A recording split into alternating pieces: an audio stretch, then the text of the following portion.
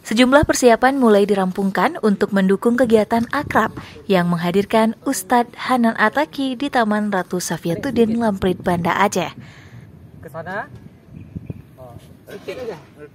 Tim yang berasal dari berbagai elemen ini menyelesaikan pengukuran arah kiblat yang dilakukan oleh tim Falakiyah Kemenak Aceh.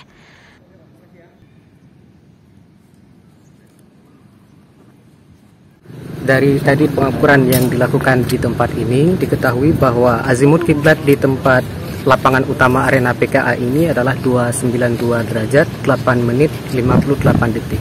Ini kita melakukan ini untuk kesempurnaan ibadah, mudah-mudahan nanti kegiatannya dapat berjalan lancar, kemudian dapat terlaksana dengan baik hingga selesai.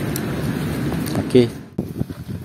Sementara itu, Hubdam Iskandar Muda turut membantu menyukseskan acara ini dengan membuat instalasi tempat wudhu dan MCK untuk jamaah yang akan hadir nantinya.